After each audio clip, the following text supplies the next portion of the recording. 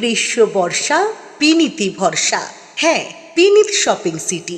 নমস্কার, আপনারা দেখছেন হুগলি আপডেট। আপনাদের সঙ্গে আমি উষা। আসছি খবরে। আজ দুপুরে ব্যান্ডেল স্টেশন এলাকায় আবগারি দপ্তরে দাঁড়িয়ে থাকা গাড়িতে আগুন, এলাকায় চাঞ্চল্য। ব্যান্ডেল রেল স্টেশন এলাকায় আজ দুপুরে ভয়াবহ আগুনকে ঘিরে চাঞ্চল্য ছড়ালো। ব্যান্ডেল স্টেশন চত্বরের বাজারের পাশে আবগারি দপ্তরের অফিসে ওই অফিসে দাঁড়িয়ে থাকা গাড়িতে আগুন লাগে। দ্রুত ছড়িয়ে পড়ে আগুনের লেলিহান শিখা। পাশেই ব্যাংক ও দোকান বাজার। সাধারণ মানুষ আতঙ্কিত হয়ে পড়েন। দোকানদাররা নিজেদের জিনিসপত্র সরিয়ে নেন। ব্যান্ডেল পুলিশ ফাঁড়ি থেকে জল দিয়ে আগুন নেভানোর চেষ্টা করেন।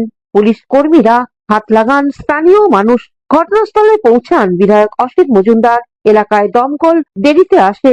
মানুষের মধ্যে ক্ষোভ ছড়িয়ে পড়ে। তারপর দমকলের 3টি ইঞ্জিন আগুন নিয়ন্ত্রণে আনে। ঘটনার প্রসঙ্গে বিধায়ক অসিত মজুমদার বলেন, ফায়ার ব্রিগেড বেরিয়েছে, কোথায় ফায়ার ব্রিগেড আমি জানি না।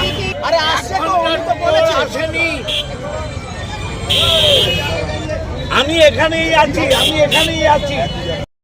হুগলি থেকে পানুপাল ও চন্দনা দত্তের রিপোর্ট, হুগলি আপডেট।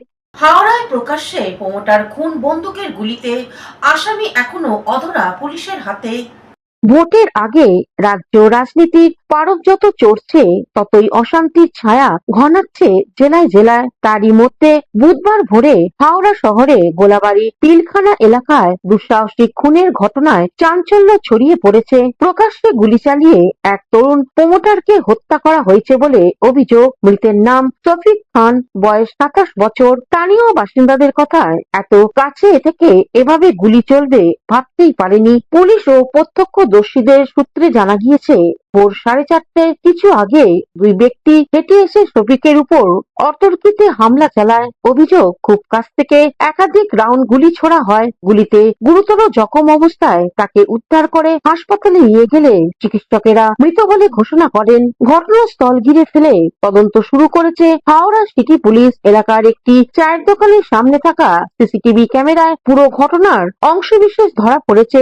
এক বাসিন্দার কথায়, যদি অপরাধীরা এত নির্ভয় চলে যেতে পারে, তাহলে সাধারণ মানুষের নিরাপত্তা কোথায়? প্রাথমিক তদন্তে পুলিশ জানতে পেরেছে, নিহতের সঙ্গে এলাকার দুই দুষ্কৃতী পুরনো বিবাদ ছিল। আর্থিক লেনদেন ও চাঁদাবাজির অভিযোগও সামনে এসেছে। এই ঘটনাটা দাদা, আমি তো